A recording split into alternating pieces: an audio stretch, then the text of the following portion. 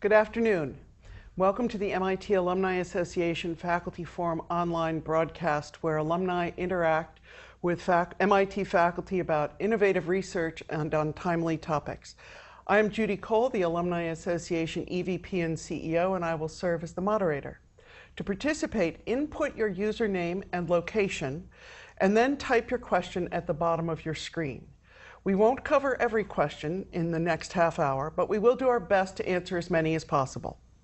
Today's guest is Dr. Jim Walsh, a research associate in MIT's Security Studies program. An MIT alumnus, he received his doctorate in political science in 2000. Dr. Walsh has testified before the U.S. Senate on nuclear terrorism and is one of a small number of Americans who has traveled to Iran and North Korea for talks with officials about nuclear issues. A link to his bio will appear on your screen following the broadcast. Dr. Walsh, thank you for joining us. To start us off, could you briefly discuss your work and perhaps elaborate on the broadcast title, My 5 Dinners with Ahmadinejad? Well, thank you, Judy. I'm thrilled to be here. I'm, as you say, a political scientist. That's my training. And the focus of my research and scholarship has been on nuclear decision making. How is it that countries decide to pursue nuclear weapons, to start down that path? And more importantly, what are the factors and conditions that lead them to abandon that pursuit? A lot of people don't know it, but we all focus on the nuclear weapon states, India, Pakistan, the US, France, whatever. But actually, if you look past through the nuclear age, there are another 30 countries that started down towards nuclear weapons, started down that path, and stopped and reversed course. So 75% of the countries that started stopped, and I'm trying to understand that phenomenon. Why is it that those who stop? And if we understand that, maybe we can produce a little bit more of that. And therefore, not surprisingly, I spend time on Iran and North Korea and trying to understand their nuclear programs. And so I've been to both countries, and I interact with the leadership from both countries. And as a scholar, trying to understand what they're doing, and also not as a policymaker, but there's a long tradition in academia, going back to the early years of the US-Soviet competition. When countries aren't talking to one another, it is often left to academics, retired officials, others who go and meet with those officials when officials cannot meet themselves, and to act as a sounding board, to be able to talk to both sides, to communicate on behalf of both sides. We're not diplomats. I don't pretend to be a diplomat, but there are times in diplomacy or in international relations when you got to settle for folks like me, and so we also perform this additional role. Thank you. That's a great introduction. And as we wait for some of the questions to come in, let me begin by asking you a couple of questions of my own, starting off with a follow-up on what you were talking about with the academicians. Diplomatic relations between the U.S. and Iran are complicated and delicate. You gave us a hint of the role that you see yourself playing. Can you talk a little bit more about that and how academicians become the go-between? And let me say at the outset, for this next 30 minutes or so, if I am slow in responding to your questions, it's not because I'm deliberative. It's because I was at the Celtics game last night, the overtime game, and the subsequent celebration. So there may be long pauses, awkward pauses as we go through this. Neuroplasticity is not at its highest. No, I'm not the sharpest tool in the shed right now. But that notwithstanding, right now, the U.S. and Iran do not have diplomatic relations, right? There is no embassy in Pyongyang. There is no embassy in Tehran. And similarly, the only representation both those countries have in the U.S. is because they have an ambassador in New York, not D.C., and he's restricted, and that he happens to be a he, is restricted to the 26-mile area around New York. We are not talking to each other. We recently had the six-party talks. This gets alphabet soup. The EU 3+3 or the P5+1 talks. People should be able to handle that.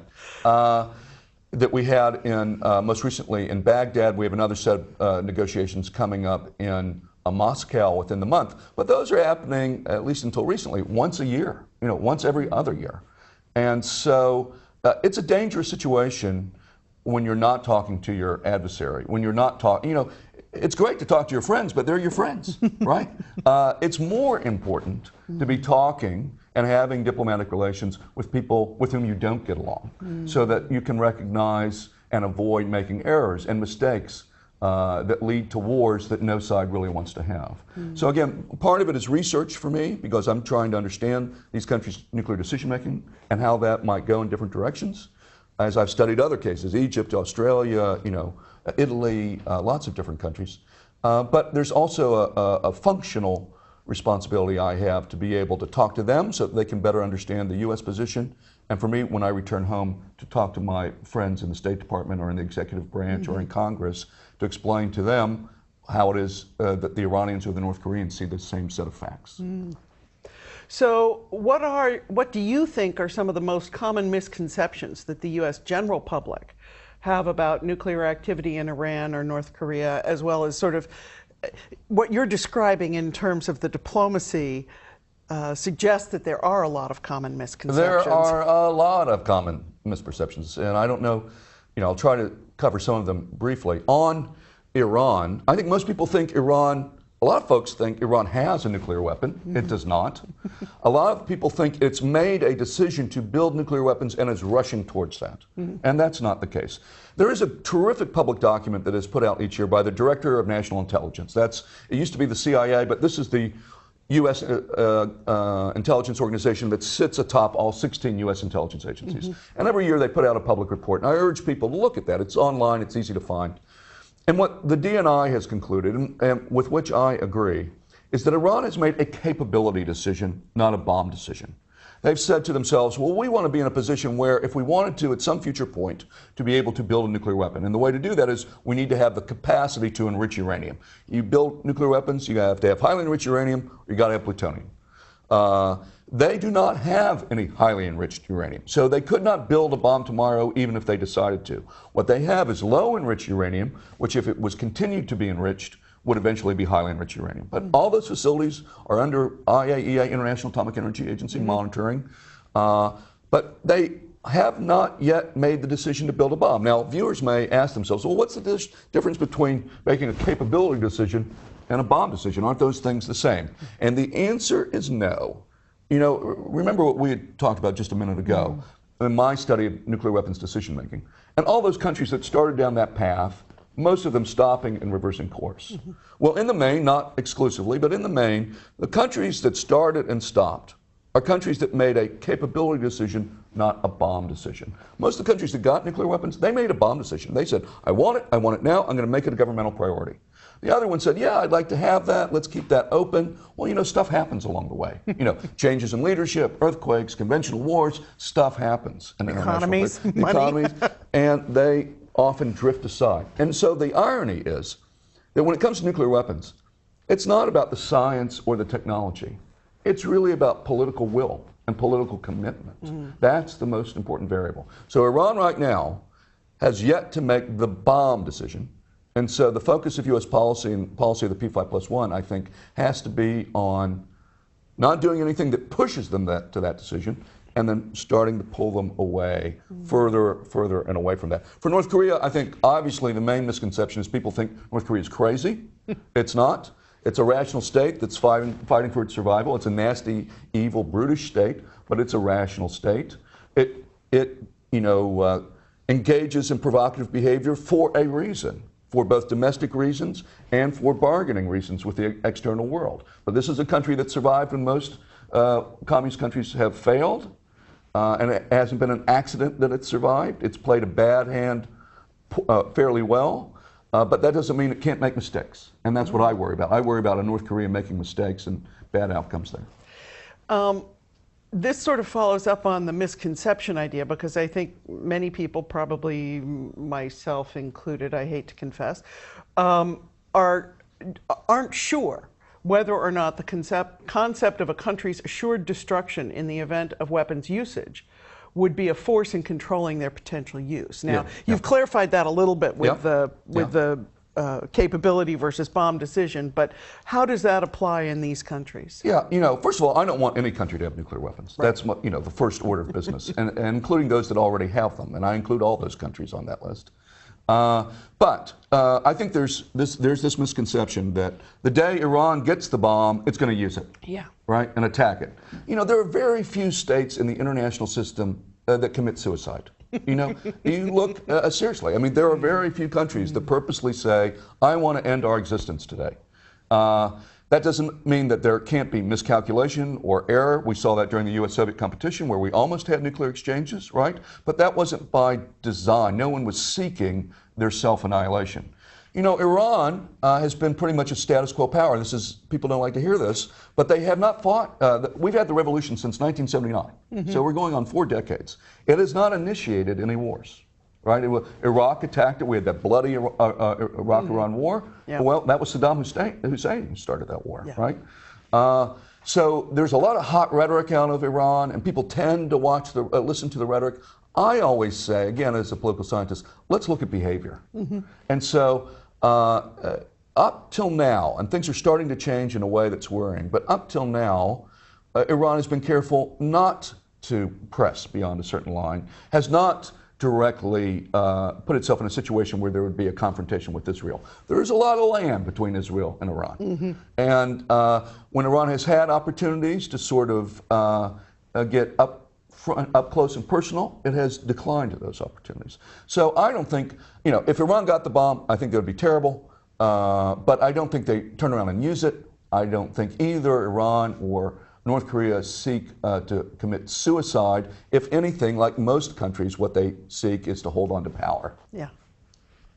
Okay, so the calls are coming, or the questions are coming in. Jess L. in Stamford, Connecticut asks, to what extent do you see the prestige dimension as crucial in Iran's wish to join some kind of nuclear power level? Great question, Jess. I'm saying that not because you're an alum, but yes, people overlook the importance of prestige. I think it's central to Iran, absolutely central to Iran.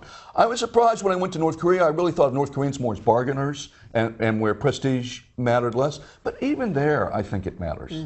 But certainly centrally with Iran, like France, like India, like the United States, there are a set of countries for whom prestige is important. And the Persians, you know, the Iranians are, you know, Persians. It's a mixed country, but for now, let's say it's Persian, you know, and they think of the Persian Empire. They think of themselves as, and these are broad generalizations, and I apologize, but in the spirit of the question, they think of themselves as superior to Arabs. They think that they're the shining star of Southwest Asia. They think, in Rodney Dangerfield terms, that they don't get the respect they deserve. So I think, yes, prestige is very much a part of this, as it has been for other states that have pursued nuclear weapons. Another question from Jay in Chicago. What incentives can you provide countries not to pursue nuclear weapons, given that all countries who do have nuclear weapons are given more respect from the world community? Sort of the follow-on to the prestige. Yeah, it's a good question. You know, and again, I tend to look at it based on my own work as I tried to look at the decision makers. Who's sitting around the table? Who gets to play? You know, a lot of our incentives and disincentives that we use in policy making on nuclear weapons tend to be general. You know, we impose sanctions that hurt the economy in general. But I'm concerned about what are the interests of the people sitting around the table. You know, there's a military, right? Does the conventional military win or lose when they have nuclear weapons? Well, you can make a strong case, and if you look at it historically, that armies, as opposed to air forces, don't like nuclear weapons, right? Because the nuclear weapons get dropped on them, and they also, there's nothing in it for them. They're not getting, the Air Force gets planes. They like planes, right? So there's a reason. And the nuclear agency, nuclear weapons programs can go either way. If you've got nothing going on, and you're a nuclear agency and you're dying, then a nuclear weapons project can seem like a good thing because it's keeping your agency alive.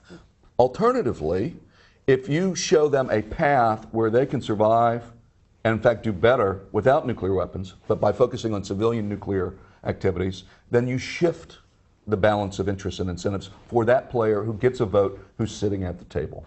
So when we talk about incentives and disincentives, we really have to think about the policymakers and the bureaucracies they represent and what is in their bureaucratic interest. I think one of the wonders of the Non-Proliferation Treaty, you know, people say treaties don't count, blah, blah, blah, blah. The NPT reframed the nuclear issue for most countries, and particularly for struggling nuclear bureaucracies, because it said, unless you join this treaty, you're not going to get anything in the way of civilian nuclear development. So a lot of nuclear agencies that might have, in the past, before NPT said, well, let's do this. Let's do this. It's a way for us to keep our shop open.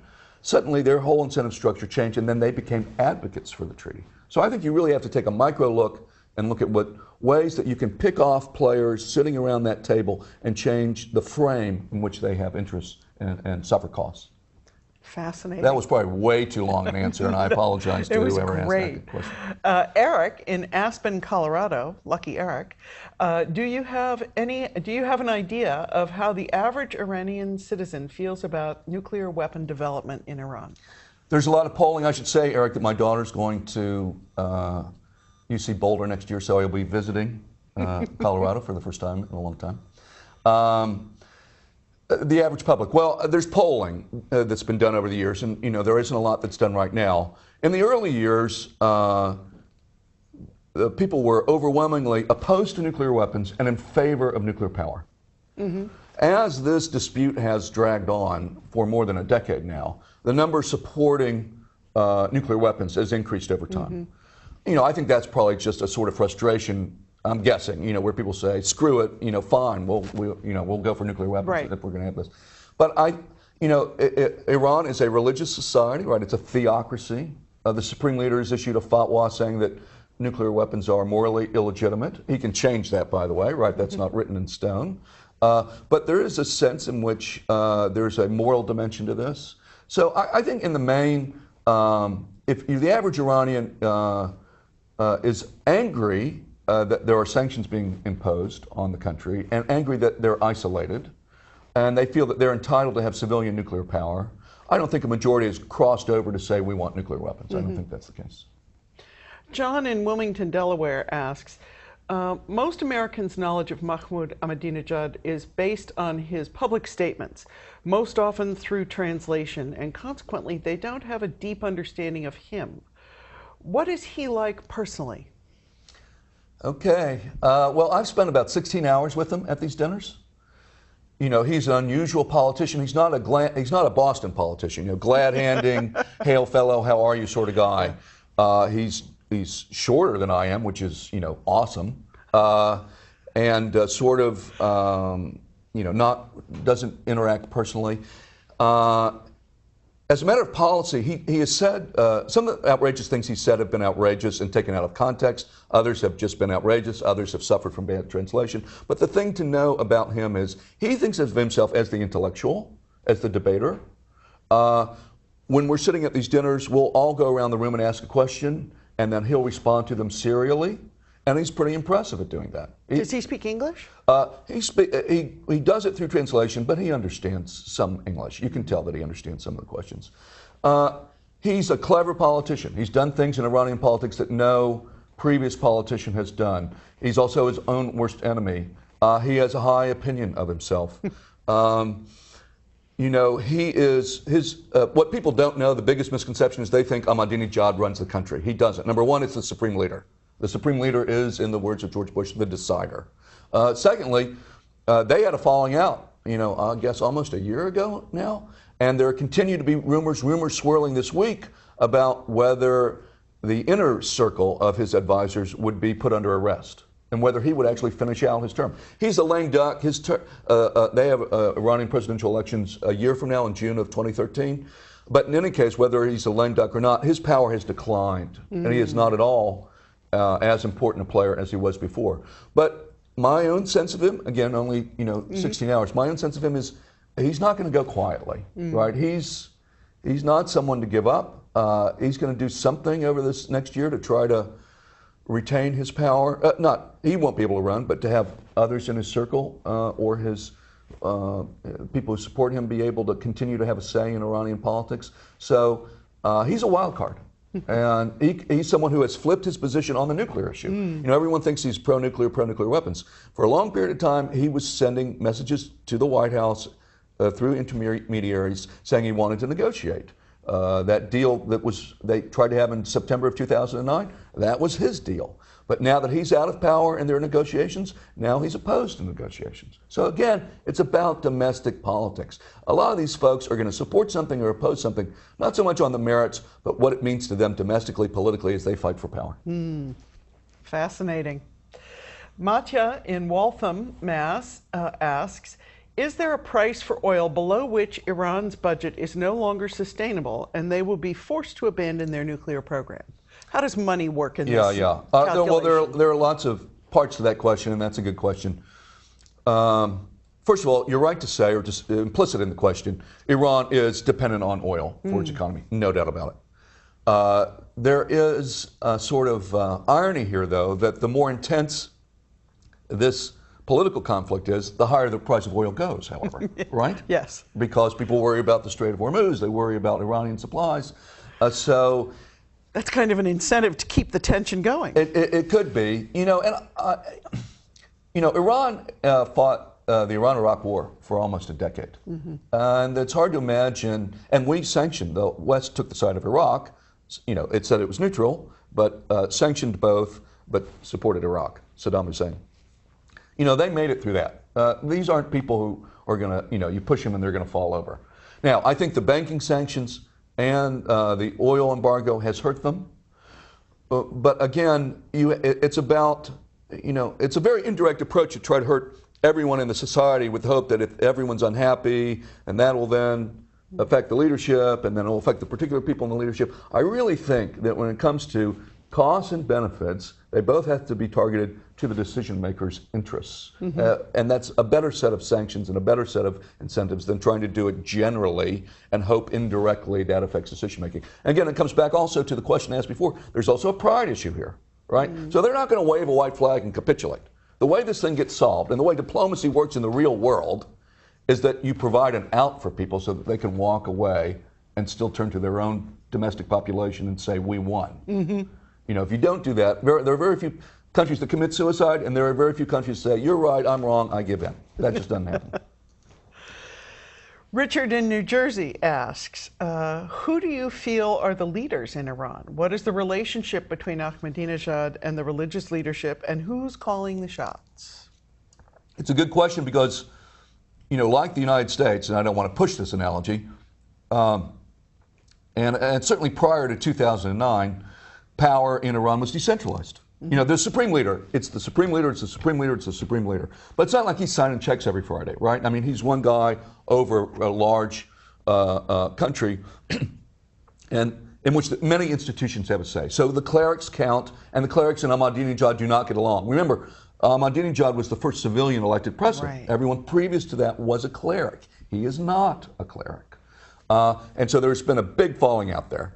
There's their Congress, it's called the Majlis, so you have some power and influence there, not a lot, sort of like Congress here has some influence, but not a lot.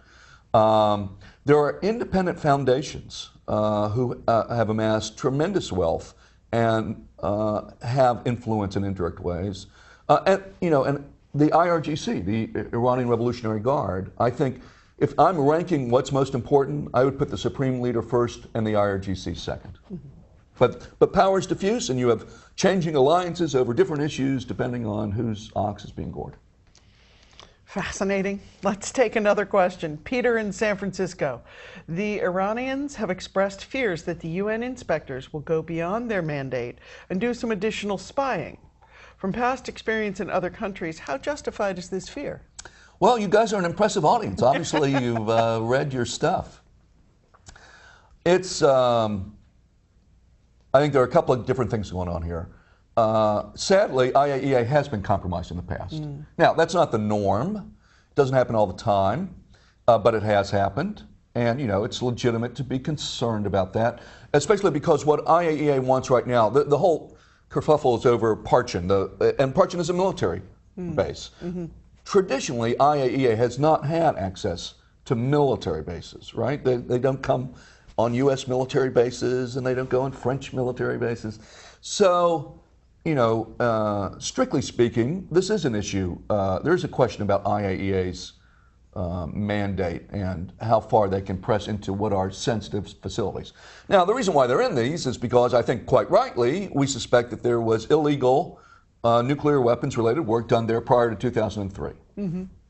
So there's two sides to this story. I think in the main, has IAEA been compromised in the past on occasion? Yes. But fundamentally, it has been a stand-up agency, and countries have to submit to IAEA inspection. And that's the bottom line is we want a strong IAEA. We want all the countries following the rules, the additional protocol, and other sets of rules. And IAEA is the institution that has to enforce those. And I think in the main, they do a good job. This is a different director general than we've had in the past, taking a different style. He makes me a little nervous on occasion. But I think the agency in general has a good record, and countries have to be transparent. So, Risa in McLean, Virginia asks, how much does Israel's concerns about Iran play into American decision-making and posturing? I try to stay away from the Israeli-Palestinian conflict because, I've got enough to do between Iran and North Korea. But, I was in D.C. earlier this week on Capitol Hill meeting with congressmen and over at the Pentagon. And one person I met with, a senior person, said the two policy drivers in the Middle East and with Iran are oil and Israel. I mean, the person just said it out loud, said it straight out. So that's what they said. I think Israel matters in U.S. domestic politics for a lot of reasons. And so I think it is a factor. It's not the only factor. It's not necessarily even the determining factor. But it would be naive to think that it isn't a factor. So Sally in Denver asks, in any of your dinners with Ahmadinejad, did the question of human rights arise? For example, the denial of university education to Baha'i youth. Yeah. Excuse me. Not that particular issue, but lots of human rights issues. I mean, essentially, all the questions are hostile. Right? It's not like it's a buddy-buddy dinner and we're all sitting around drinking, right? Well, you might explain to the audience how these dinners come to be, because you and I talked about that a little beforehand. Well, every September, for the last 5 or 6 years, Ahmadinejad has come to New York for the opening of the UN General Assembly. You have this whole parade of leaders. They're all coming for the opening of the UN General Assembly. And as someone who has interacted with Iranians in Iran and with the ambassador at the UN, I end up getting invited to these because what happens is Ahmadinejad comes, and so they host various events for him. So he meets with American religious leaders, and then he meets with foreign policy folks. So they, some years it's 12 of us, one year it was 40, then they pared it down. I think that was a good idea. So, let's say there are 20 of us sitting around a table. So it's him, the UN ambassador, the foreign minister, and his advisor, Mashai, is often with him. And then we're all around a big table, long table, 20, 30 of us. And then we ask, as I said before, sort of in serial order, our questions.